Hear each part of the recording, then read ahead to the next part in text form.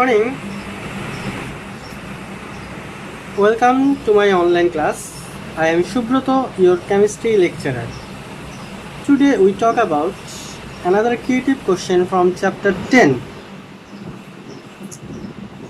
Let's start our class. The questions are: some metals ore are as follows: bauxite, calamine, hematite. The questions are: what is called isotope? Explain chlorination process. Give a description of metal extraction from ore from 3 state in the stem. Then, is it possible to extract metal from ore 1 and 2 by the same metal extraction method? Analyze logically. So আমাদের প্রথম যে কোশ্চেনটা সেটা হলো আইসোটোপের সংজ্ঞা কি। আমরা লিখে ফেললে আইসোটোপ, তোমরা সবাই জানো। Question number 1, isotope. আইসোটোপ আমাদের সংজ্ঞাটা হলো এরকম যে যাদের অ্যাটমিক নাম্বার বা যে সকল এলিমেন্টের atomic number same but mass নাম্বারটা ডিফারেন্ট, তাহলে তাদেরকে বলা হয় কি isotope. So atoms of the same element having different mass number are called isotope of each other. দেখি, atoms of the same element having different mass number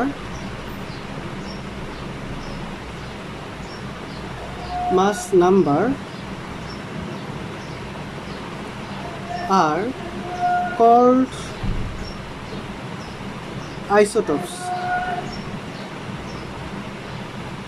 of each other.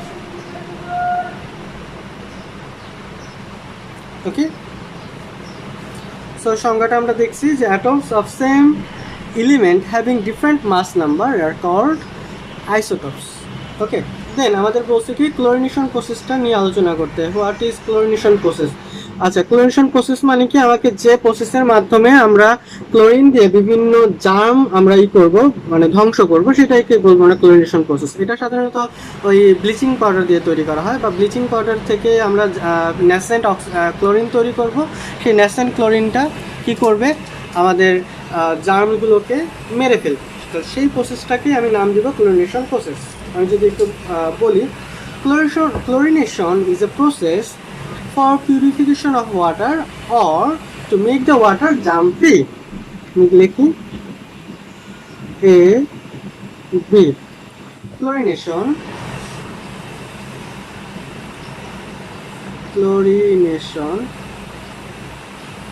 is a process for purification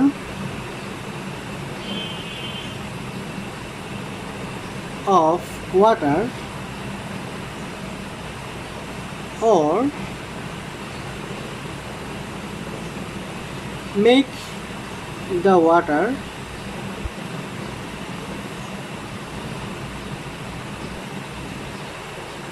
germ free.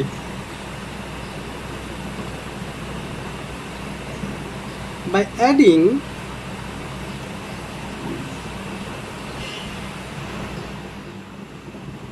adequate amount of bleaching powder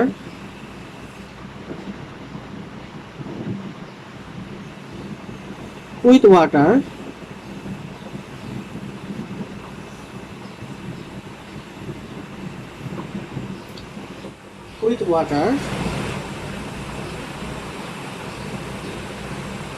chlorine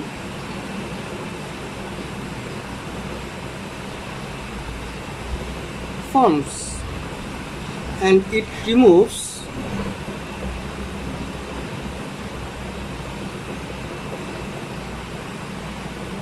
the germs by oxidation process.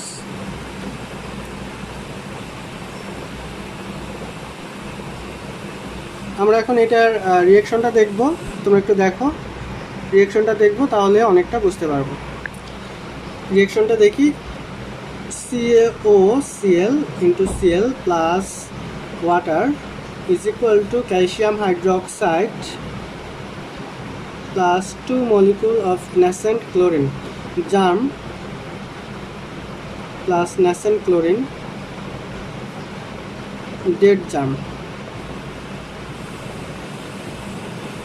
ওকে, আচ্ছা এখন আমাদের number C question হলো give a description of metal extraction from or 3 state the steam. তার মানে ওর 3-তে আছে hematite থেকে আমরা কিভাবে কি তৈরি করতে পারবো, আমাদের প্রয়োজনীয় প্রোডাক্ট আয়রন সেটা তৈরি করতে পারবো, সেটাই আমাকে দেখাইতে হবে। আমি এখানে সুন্দরভাবে তোমাদের কী করবো রিয়াকশনগুলো দেখাই দিব, সেই রিয়াকশনগুলো দেখিয়ে প্রত্যেকটার ব্যাখ্যা বলবো, তোমরা একটু লিখে নিবে। আমি রিয়াকশনগুলো দেখাই দিই।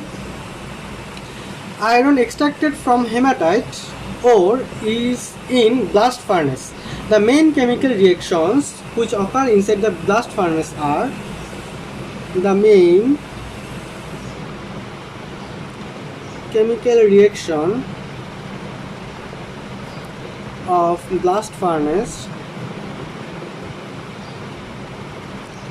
are ব্লাস্ট ফার্নেসে হেমাটাইটকে আমি দিব, হেমাটাইটকে দেওয়ার পর কী বিক্রিয়া হবে সেটা আমরা একটু লিখে ফেলি। প্রথম থাকবে হলো ferric oxide Fe2O3 plus 3 molecule carbon monoxide, আমার উৎপন্ন হবে আয়রন প্লাস কার্বন ডাইঅক্সাইড। এখন এই কার্বন মনোঅক্সাইড বা কার্বন ডাইঅক্সাইড সেটা কিভাবে তৈরি হয় সেটা আমরা একটু দেখব। Okay, carbon plus oxygen solid gas, তাপ দিব, কার্বন মনোঅক্সাইড তৈরি হবে।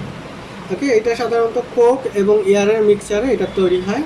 তারপর এই কার্বন মনোঅক্সাইডটা সর্বপ্রথম প্রথমে কিসের বিক্রিয়া করবে, ফেরিক অক্সাইডের সাথে বিক্রিয়া করবে। তাহলে আমরা প্রথম বিক্রিয়া একটু লিখি Fe2O3, সরাসরি এটা হবে না, আগে ফেরোসোফিরিক অক্সাইড তৈরি হবে, সেটা আমরা লিখি Fe3O4 plus carbon dioxide gas, এটা সলিড। তারপর এই ফেরোসোফিরিক অক্সাইড Fe3O4 এই কার্বন মনোঅক্সাইডের সাথে আবার রিয়েকশন করবে, কার্বন মনোঅক্সাইড রিয়েকশন করে উৎপন্ন করবে ফেরাস অক্সাইড আর কার্বন ডাইঅক্সাইড তৈরি করবে। এই ফেরাস অক্সাইড শেষে অ্যাট 1200 ডিগ্রি সেলসিয়াস তাপমাত্রায়, আচ্ছা এই টেম্পারেচারটা একটু লিখে দিই, এই টেম্পারেচারটা হলো 200 ডিগ্রি সেলসিয়াস, মনে রাখতে হবে এটা 200 ডিগ্রি সেলসিয়াস হয়, আর এটা 4th কলামে এই রিয়াকশনটা হয়। ওকে, তাহলে এরপরে কি হবে, 1200 ডিগ্রি সেলসিয়াস তাপমাত্রায় আমাদের এই ফেরাস অক্সাইডটা ভেঙে আয়রন তৈরি করবে। তাহলে FeO plus carbon monoxide is equal to, এটা 1200 ডিগ্রি সেলসিয়াস তাপমাত্রা এই রিয়েকশনটা হবে, এখান থেকে হবে আয়রন প্লাস কার্বন ডাইঅক্সাইড। ওকে, আমাদের এই জিনিসগুলো একটু বুঝতে হবে। দেখো রিয়েকশনটা প্রথমে এটা হলো সামরিক বিক্রিয়া, বাট এটা হচ্ছে প্রথম বিক্রিয়া না, এটা হলো একদম লাস্ট বিক্রিয়া। কিন্তু আমার মাঝখানে কী হয়, প্রথম হবে কার্বন মনোঅক্সাইড কোক আর অক্সিজেন রিয়েকশন করে, তারপরে সেই কার্বন মনোঅক্সাইড ফেরিক অক্সাইডের সাথে রিয়েকশন করে ফেরোসোফিরিক অক্সাইড আর কার্বন ডাইঅক্সাইড তৈরি করবে। আবার এই ফেরোসোফিরিক অক্সাইড কার্বন মনোঅক্সাইডের সাথে রিয়েকশন করে ফেরাস অক্সাইড তৈরি করবে। এই ফেরাস অক্সাইড কার্বন মনোঅক্সাইডের সাথে 1200 ডিগ্রি সেলসিয়াস তাপমাত্রায় রিয়েকশন করে আমার আয়রন এবং কার্বন ডাইঅক্সাইড তৈরি করবে। এই কার্বন ডাইঅক্সাইড বা কার্বন মনোঅক্সাইড কোথা থেকে পাবো আমরা সেই জিনিসগুলো একটু দেখাই দিই। ক্যালসিয়াম কার্বনেটকে আমি যদি তাপ দিই, আমার ওইখানে যে ক্যালসিয়াম কার্বনেটটা আছে সেটা কনভার্ট হয়ে ক্যালসিয়াম অক্সাইড আর কার্বন ডাইঅক্সাইড তৈরি করবে।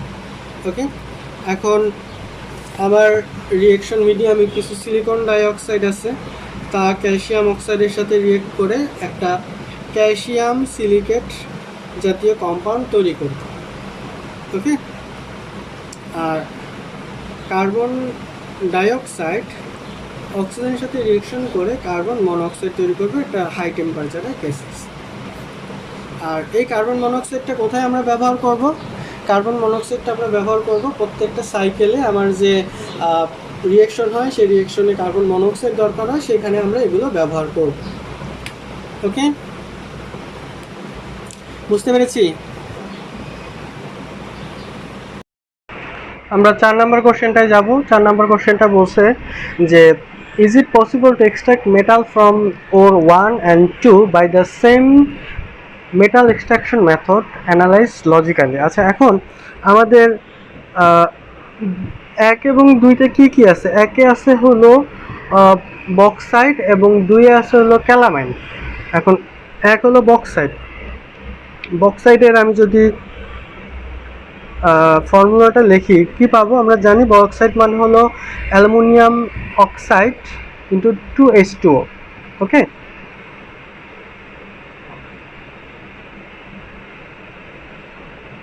এটাকে আমরা তাপ দিব, তাপ দিয়ে কি তৈরি হবে?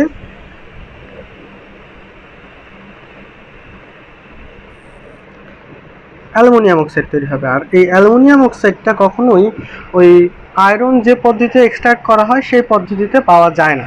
এইটা পেতে হলে আমাকে তড়িৎ বিশ্লেষণ বা ইলেকট্রোলাইসিস প্রক্রিয়ায় যেতে হবে। তো ইলেকট্রোলাইসিস প্রক্রিয়ায় কি হবে?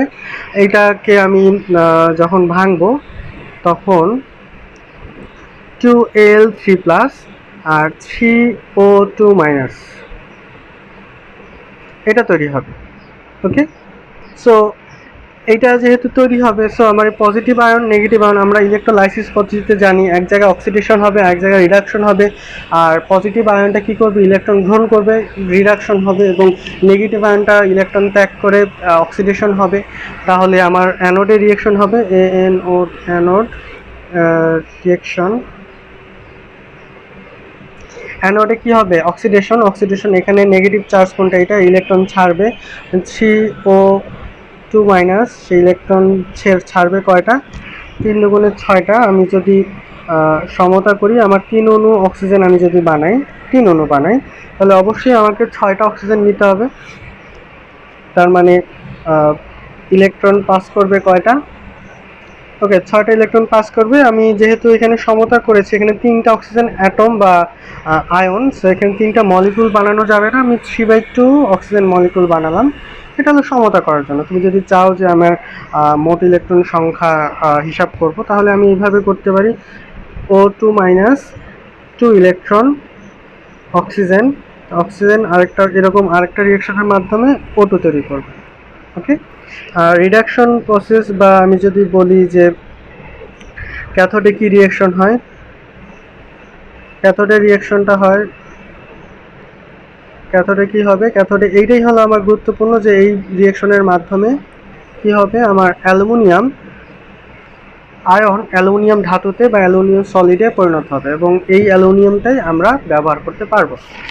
এরপর হলো আমাদের ক্যালামাইন। ক্যালামাইন মানে কি? Zinc carbonate. তাহলে ক্যালামাইন, এই জিঙ্ক কার্বনেট, এটাকে যদি আমি তাপ দিই তাহলে জিঙ্ক অক্সাইড আর কার্বন ডাইঅক্সাইড তৈরি হবে। এখন কথা হলো, জিঙ্ক অক্সাইডকে থেকে আমি যদি জিঙ্ক পেতে চাই, এটা ওই কার্বন রিডাকশন প্রসেসে আমি ব্যবহার করতে পারবো। তো কি হবে?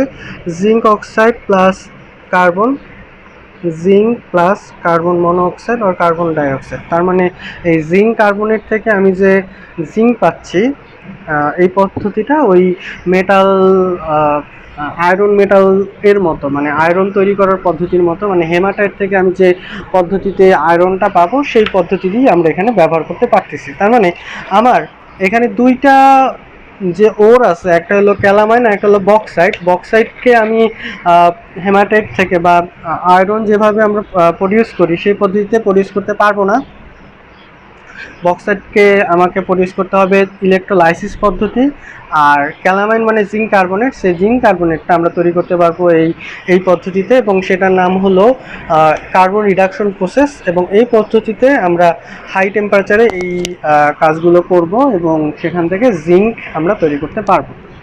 ওকে, আজকের ক্লাস এই পর্যন্তই। আমরা নেক্সট ক্লাসে এই চ্যাপ্টার আরেকটা কোশ্চেন নিয়ে আলোচনা করব।